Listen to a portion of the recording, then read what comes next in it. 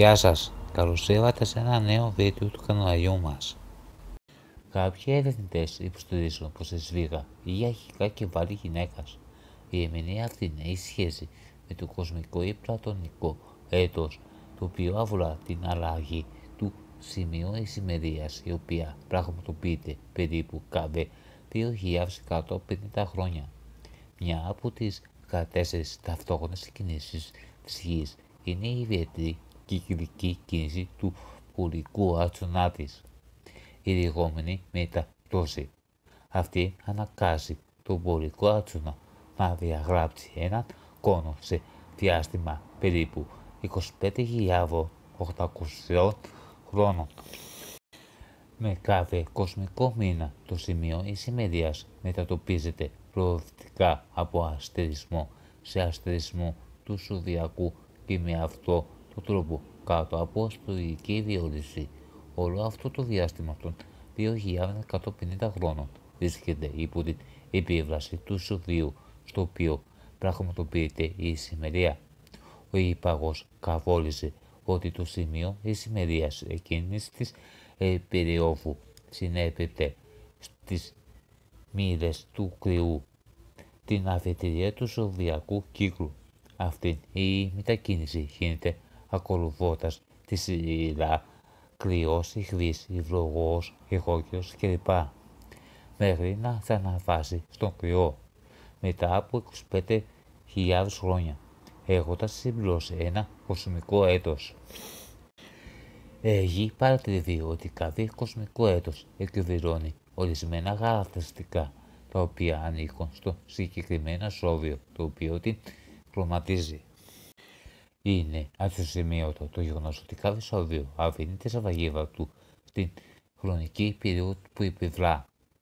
Η εποχή της Πουρένου είναι η εποχή της Μητριαρχίας, ενώ η εποχή του Λέοντα αρχίζει η εποχή της Πατρεγίας και των μεγάλων βασιλέων.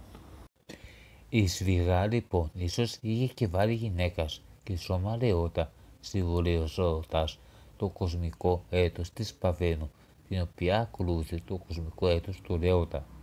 Βάτισε να αναβεβεί πως μετά το κοσμικό έτος του Λέοντα ακολουθεί η εποχή του Καρκίνου, όπου συνέβη σύμφωνα με τον Πλάτωνα η καταστροφή της Ατρακτίβος. Αν τοποθετήσουμε αυτή την χρονολογία στο κοσμικό ημερολόγιο, θα διαπιστώσουμε ότι η Ατλαντίβα βυθίστηκε περίπου όταν το σημείο ησημερίας περνούσε από το Ζώδιο του Λέοντα σε αυτού του Καρκίνου, περίπου το 9.000 π.Χ. Ο καρκίνος ανήκει στο στοιχείο του νερού και έτσι δεν είναι περίεργο ότι με τον ερχομό της εποχής του καρκίνου η Γη γνώρισε μεγάλους κατακλυσμούς.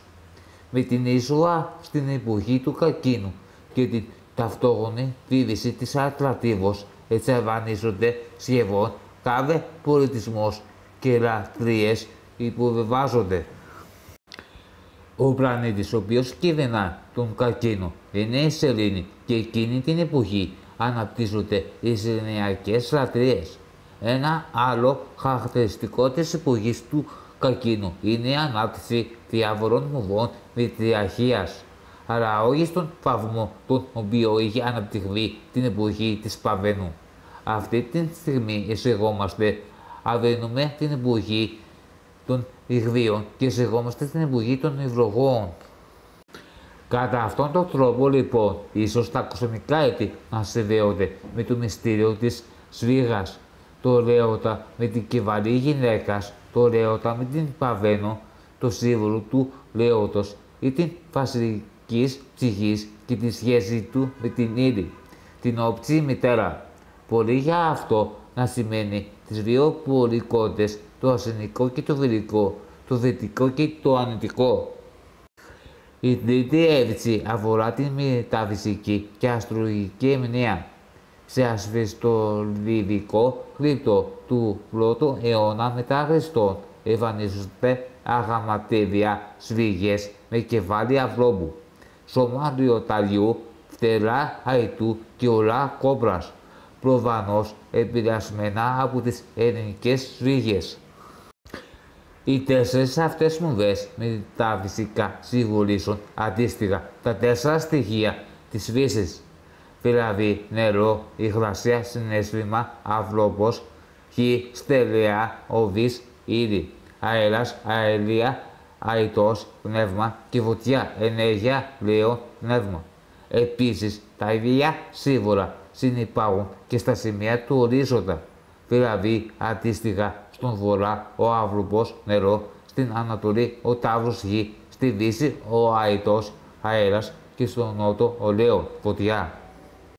Στις κάτες τάλο η σφίγα βρίσκεται στη κορυφή του τροχού της τύχης, που αντιπροσωπεύει τους κύκλους της αιωνιότητας και βυράει την είσοδο ενός νέου κύκλου. Είναι επίσης η 10η κάτα της Μεγάλης Αρκάνας. Ο αριθμός 10 αντιπροσωπεύει την ολοκλήρωση. Είναι ένας κύκλος που τελειώνει για να ανοίξει ένας άλλος σε ένα υψηλότερο βαθμό. Η σφίγα είναι ο φύλακας της παλαιάς γνώσης και ο προάγγελος του νέου κύκλου. Σύμφωνα με τα προαναφερθέντα, είναι φανερό πως ένα μνημείο όπως η Μεγάλη Σφίγα δεν θα μπορούσε παρά να αντιπροσωπεύει και να συμβολήσει κάτι περισσότερο από ένα απλό μνημείο. Η δέση της, το σχήμα της αλλά και οι άγνωστες εύωσες που εικάζονται πως βρίσκονται κάτω από το σώμα της σφίγας και που προφανώς ενώνονται και σχετίζονται με τις πυραμίδες μαρτυρούν πολύ περισσότερο από αυτά που γνωρίζουμε. Όπως προαναφερά παραπάνω, όταν ο Τουτμοσής Β του 1400 π.Χ. είδε όνειρο πως κάτω από το κεφάλι της σφίγας υπήρχε φαμμένο και το σώμα της και το τσέβαψε. Τοποθέτησε στο μπροστινό μέρος της σφίγας μια πλανητένια πλάκα γνωστή ως ιστήρι του ονείρου. Εκεί φαίνεται καθαρά πως η σφίγα κάθεται πάνω σε άλλα χτίσματα.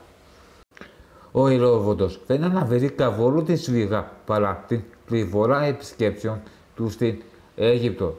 Πιθανότητα γιατί ήταν καλυμμένη από την άμμο. Όταν η άμμος απομακρύνθηκε το 1817 αποκαλύφθηκε ένας ναός στις παρτούζες της σφίγας. Το 1994 ανακαλύφθηκε κάτω από το άγαμα ένας μυστηριώδης διάβολος. Ξεκινά από την ουρά, εισέρχεται για 5 μέτρα μέσα στο άγαμα και μετά σχηματίζει απότομα οβή γωνία, καταλήγοντας σε ένα τυφλό σημείο. Ο διάβολος ανακαλύφθηκε το 1926, αλλά μετά η ύπαρξή του ξεχάστηκε. Υπάρχουν και άλλα 2 παρόμοια σημεία που διηγούν μέσα στη σφίγα, τα οποία εικάζεται πως έχουν χρησιμοποιήσει ήδη τη βουντίχη. Αρκετοί ερευνητές αναφέρουν αυτές τις υπόγειες στοές ως εύωσες αμέδι, οι οποίες είναι τα αρχεία μιας Πανάγιας γνώσης του Θεού Βοβ ή του Εμί του Τρισμέγιστου. Η ιστορία του Βοβ ή Εμί του Τρισμέγιστου χάνεται πίσω στον χρόνο και στον πολιτισμό της μυδικής χώρας του Κεμ.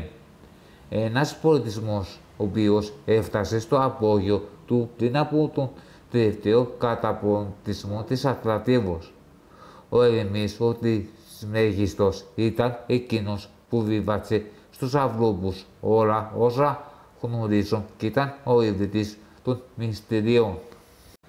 Μέσα στις αίθουσες αυτές υποτίθεται πως βρισκόταν οι ότι διδάσκονται πάπυροι με τις αποκλειβές γνώσεις, ίσως και η αποβίτσιση ενός προηγμένου χήνου ή εξωγήνου πολιτισμού.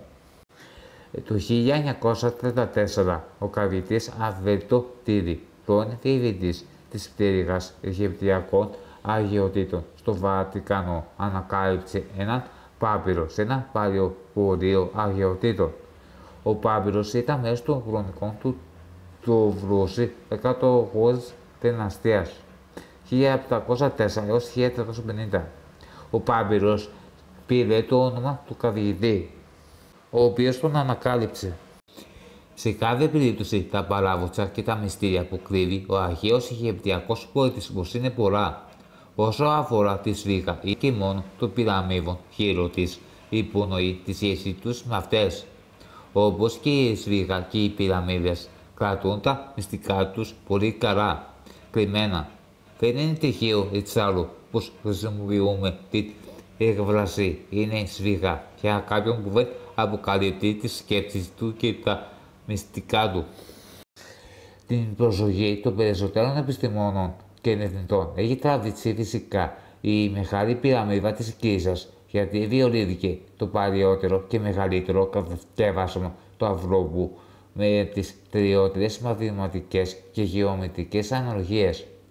Το παράδοξο είναι πως όσο παλιότερες είναι οι πυραμίδες, τόσο πιο πολύπλοκες και πιο εξελιγμένες είναι οι τεχνικές κατασκευής τους. Συμβαίνει δηλαδή το αντίθετο από ό,τι συναντούμε στις ανθρώπινες κοινωνίες, όπου η τεχνολογία καλυτερεύει συν το χρόνο, καθώς η γνώση είναι μια συσσωρευτική διαδικασία στον χρόνο. Η τεχνολογία των αρχαίων Αιγύπτιων για την κατασκευή των πυραμίδων μας είναι άγνωστη και σε κάθε περίπτωση ξεπερνάει ακόμα και τις σημερινές δυνατότητες. Από την αρχαιότητα είναι γνωστό ότι η Μεγάλη Πυραμίδα, εκτός των αστρονομικών και άλλων συσχετισμών της, επιδίγει συγκεκριμένες μαθηματικές σχέσεις στη γεωμετρική της δομή, με τις οποίες αποτύπωνε ορισμένα ιερά μαθηματικά. Οι Αιγυπτοί δήλωσαν την πυραμίδα εικόνα του κόσμου, μια σκάλα βουτός που ένωνε τον ουρανό με τη γη. Η Μεγάλη Πυραμίδα της Γκίζας, η πιο θυμισμένη, ονομαζόταν η Βουτινή. Το ηχθροδικό της είναι MR, του ισοσκελής μαύρου τρίγωνου, που γεννιέται από δύο λόγους, όπως ο ήλιος. Πολλά πειράματα έχουν γίνει και επιβεβαιώνουν το γεγονός ότι στις πυραμίδες της Αιγύπτου τα βακτήρια σκοτώνονται, η σύψη σταματά και η οργανική είδη μομιοποιείται. Σε ένα από τα πειράματα τοποθετήθηκαν για 13 μέρες σε πυραμίδες ψάρια. Αυτά δεν σάπισαν, άρα αβεβαιώθηκαν, χάνοντας τα 2 τρίτα του βάρους τους. Αυτό το φαινόμενο παρουσιάζεται σε όλες τις πυραμίδες, εφόσον αυτές είναι προσανατολισμένες ακριβώς στον άξονα βορρά-νότου. Είναι τετραπλευρές και έχουν συγκεκριμένες αναλογίες. Αυτό ήταν το βίντεο μας για σήμερα. Επίσης, να σας άρεσε, το link για το πλήρες κείμενο θα το βρείτε κάτω στην περιγραφή. Γεια σας και να είστε καλά ως την επόμενη φορά.